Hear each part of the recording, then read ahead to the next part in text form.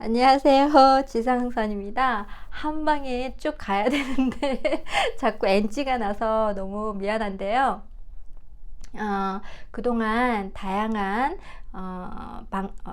방송을 시도했습니다. 물론 그림책으로요. 근데 그림책으로 콘서트도 해보고, 그림책으로 또 여러 어른들과 함께 그림책을 분석해보고 읽어보고, 또 제 조카들을 통해서 함께 그림책 읽어주기도 그동안 했습니다. 그러나 과연 나한테 맞는, 그냥 시도하는 그런 단계라고 좀 생각해 주시고 그냥 어여삐 보아 주시면 좋겠습니다. 조카들과 함께 읽었던 책이 쪽이에요. 이건 여러 책들 중에서 우리 조카가 골라온 책이었습니다. 이런 책들은 아이들의 생활이나 또는 정서, 이런 것들이 많이 담겨져 있는 그림책이라고 볼 수 있죠. 흔히들 엄마들이 많이 아이들한테 들려주는 이야기입니다. 물론 이거 말고도 또 다양한 그림책들이 있을 수 있어요. 우리 엄마, 또는 의인화된 이렇게 개구리는 개구리야, 이런 그림책들을 아이들은 많이 접하게 됩니다. 그러나 흔히 접할 수 없는 그림책도 있습니다. 할머니 또는 낡은 사진 속 이야기 등입니다. 이런 책들은 한국, 중국, 일본 공동 기획한 평화의 그림책이라고 합니다. 이들이 말하기를 이렇게 표지에 놓여 있습니다. 한번 읽어드릴게요. 평화 그림책은 어린이들이 전쟁이 없는 평화로운 세상에서 서로 돕고 사랑하여 살게 되기를 바라는 마음을 담아 한국, 중국, 일본 세 나라의 작가들과 출판사들이 함께 만드는 그림책 시리즈입니다. 한중일 세 나라는 가까운 이웃 나라이지만 서로 동등하고 평화롭게 지내오지 못한 것이 사실입니다. 특히 근대에는 힘을 앞세운 제국주의 세력의 욕심 때문에 강자가 약자를 지배하고 괴롭히는 불행한 시기를 보냈습니다. 다시는 그런 일이 없기를 바라는 마음으로 세 나라 사람들이 나아가 온 세계 사람들이 평화로이 살게 되기를 바라는 마음으로 이 그림책 시리즈를 만들어 가고 있습니다. 지난 날을 정직하게 기록하고 오늘의 아픔을 서로 나누며 평화로운 내일로 함께 나아갈 것을 목표로 서로 의논하고 격려하면서 한 권 한 권 정성껏 만들고 있습니다. 라고 서문을 열고 있습니다. 다양한 작가들, 여러 분야의 작가들이 이렇게 함께 힘을 모아서 한중일 평화의 그림책 시리즈를 냈습니다. 그 중에 제가 여러분들께 소개시켜 드리고 싶은 책 중에 하나는 꽃할머니입니다. 꽃할머니, 여러분 느끼셨나요? 어떤 이야기일지? 이 이야기의 주인공은 1940년 무렵 일본군 위안부로 끌려갔던 심달연 할머니의 증언을 바탕으로 만들었습니다.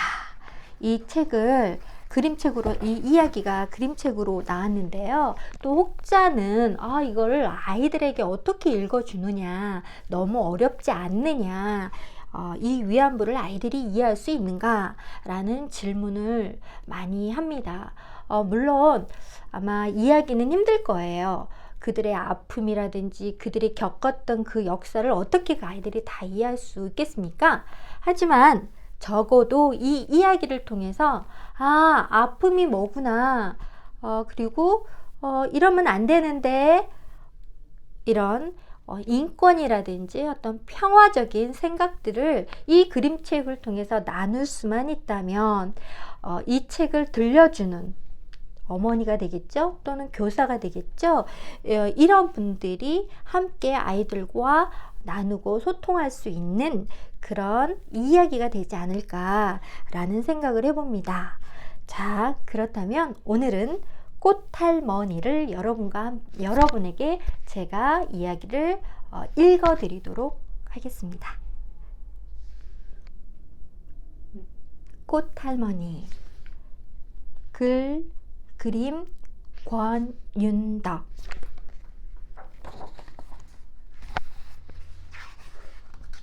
전쟁으로 피해를 입고 고통 속에 있는 모든 여성들에게 이 책을 바칩니다. 할머니가 12살 무렵이었다. 13살 무렵이었다. 일본이 나라를 지배하고 있었고 나라 밖에서는 전쟁이 벌어지고 있었다. 조선 총독부는 젊은 사람들을 전쟁터로 내몰고 곡식이며 노숟가락까지 거두어 갔다. 사람들은 나무를 캐어 죽을 쏘아 먹었다. 그날도 꽃할머니는 언니와 함께 나무를 캐러 나갔다. 들판에 아무도 없었다. 멀리서 트럭이 다가왔다. 커다란 두어 명이 차에서 내리더니 소쿠리로 발로 툭툭 차면서 언니에게 차에 타라고 했다. 꽃할머니와 언니는 겁이 나서 서로 끌어안았다. 사람들은 꽃할머니를 발로 차버리고 언니의 머리채를 잡아 끌어 차에 태웠다. 언니야! 부르며 울자 사람들은 꽃할머니도 차에 주워 올려 버렸다. 꽃할머니와 언니는 이유도 모르고 어디로 가는지도 모른 채 울면서 끌려갔다. 차에서 내려 배로 태워졌다. 배 아래층에는 다른 여자들도 여럿 있었다. 낮에도 가고 밤에도 가고 얼마나 오랫동안 갔는지 또 어디로 갔는지 꽃할머니는 알 수 없었다. 언니와 명자들은 먼저 어디론가 또 끌려갔다. 언니가 꼭 찾으러 올 테니 울지 마라. 울면 때린다. 언니가 그렇게 말했지만 그날 이후 꽃할머니는 언니를 다시 보지 못했다. 한쪽으로 강이 흐르고 산비탈에 막사가 있었다. 막사 안에는 작은 방들이 칸칸이 들어있었다. 관리인이 한 칸에 한 명씩 여자들을 집어넣었다. 꽃할머니도 그 작은 방으로 떠밀려 들어갔다. 밖에서는 군인들이 총을 둘러매고 서 있다가 뭔가 어른거리면 총을 따다닥 쏘아댔다. 무서워서 아무도 밖으로 나가지 못했다. 꽃할머니는 그곳에서 무슨 일이 일어났는지 알지 못했다. 며칠 뒤 방문 앞에 군인들이 줄을 섰다. 하나가 들어왔다 나가고 또 하나가 들어왔다 나가고 하루에도 몇 명인지 셀 수가 없었다. 그 작은 방에서 무슨 일이 일어난 걸까? 꽃할머니의 아랫도리가 피로 물들었다. 꽃할머니는 그 일을 어떻게 견뎌냈을까? 꽃할머니는 일본군 위안부였다.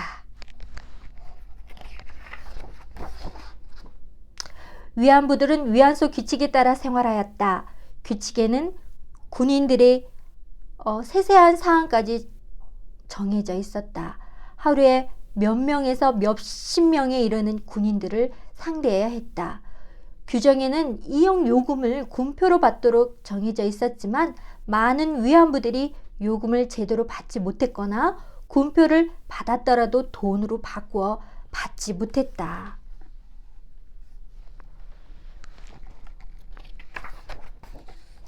싫다고 저항하면 군인들이 때렸다. 군인들이 그렇게 싫으면 죽어버려라 하면서 때렸다. 군홧발로 차고 머리채를 쥐어 땅바닥에 들이박았다. 머리에 돌멩이가 박히고 부어올랐다. 어느 땐가는 말을 안 듣는다고 관리인이 던진 칼에 무릎 안쪽이 찢어지기도 했다.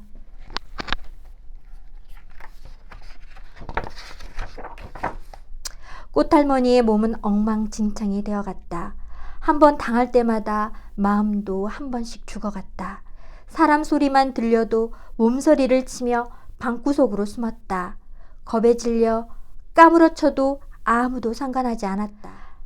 아가야, 집에 가자, 아가야! 모란꽃 보러 가자! 가끔 엄마 목소리가 들렸다. 언니가 머리 따줄게. 꽃댕기도 묶어줄게. 언니 목소리도 들렸다.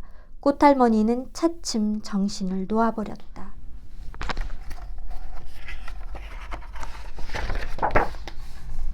군대가 이동할 때마다 꽃할머니도 끌려다녔다. 어디로 가는지 알 수 없었다. 폭탄 냄새의 폭격 소리와 온 천지 불꽃만 기억 속에 남았다. 그렇게 몇 해가 더 흐르고 전쟁이 끝났다.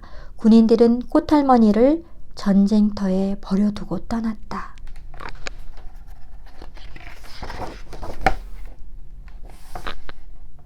일본에서도 남한에서도 미크로네시아, 또 필라우, 파푸아귀니, 필리핀, 동티모르, 인도네시아, 말레이시아, 이런 미얀마, 태국 이런 곳에 일본군 위안소가 확인된 곳입니다. 러시아에서도 있었네요. 중국은 물론이죠. 이렇게 작은 섬나라에서는 더더욱 말할 것도 없네요. 그 뒤 20년 동안을 어디서 어떻게 살았는지 꽃할머니는 기억하지 못한다. 어떤 사람이 한국으로 데리고 들어와 절에 맡겼다는 것을 나중에 알았다. 어느 날 한 여자가 불공을 드리러 절을 찾아왔다가 꽃할머니를 보고 자꾸 마음이 끌렸다. 스님, 우리 언니 둘이 어렸을 때 집을 나가 지금까지 소식이 없다던데 저 사람이 암만 해도 우리 언니인지 싶네요. 여자가 스님에게 청하여 꽃할머니를 데려와 망가진 몸을 돌봐주었다. 약초를 절구에 찧어 즙을 내어 먹이고 기왓장을 볼에 달구어 찜질을 해주고 지에 돌아오게 해달라고 부처님께 기도하고 꽃할머니를 위해 동생은 온갖 정성을 다했다. 가끔씩 정신이 돌아올 때마다 꽃할머니 눈에는 우리 언니 불쌍하다며 울고 있는 동생이 보였다.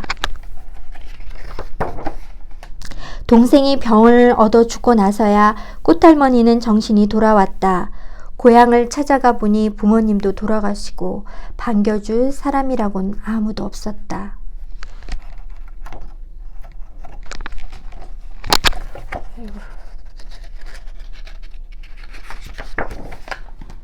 꽃할머니는 밤마다 무서운 꿈에 몇 번씩 잠을 깨었다. 군인들이 달려들고 때렸다. 비행기 소리, 폭탄 터지는 소리도 들렸다. 집 밖을 나서면 사람들이 더럽다며 수군대는 것만 같았다. 몸 버리고 온 여자라며 손가락질 할 것만 같았다. 세상은 바쁘게 돌아갔고 아무도 할머니의 아픔에는 관심을 두지 않았다. 꽃할머니는 세상 그 누구에게도 말할 수 없었다. 일본군 위안부였던 사실을 가슴속에 꼭꼭 묻어두었다. 50년 세월이 지났다. 어느 날 꽃할머니의 이야기를 듣고 싶어하는 사람들이 찾아왔다. 꽃할머니의 아픔을 나누고 싶어하는 사람들이 찾아왔다. 꽃할머니는 가슴에 묻어두었던 이야기를 세상에 꺼내놓으셨다. 지금 세상에는 그런 일이 없어야지. 나 같은 사람은 다시는 없어야지. 내 잘못도 아닌데 인생을 다 잃어버리고. 꽃할머니는 세상에 나와 사람들과 친구가 되었다.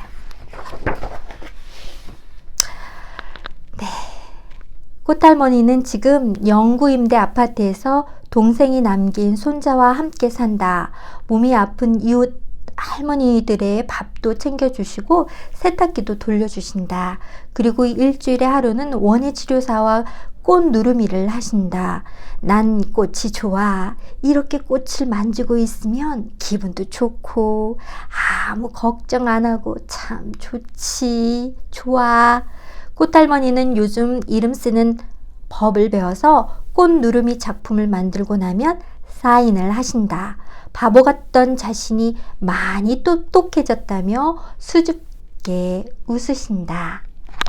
꽃할머니 아프지 말고 오래오래 사셔야 돼요. 원예치료사가 머리에 꽃을 꽂아드리며 꽃할머니는 활짝 웃으신다. 사람들이 꽃 보고 좋아하듯이 그렇게 서로 좋아하며 살았으면 좋겠다.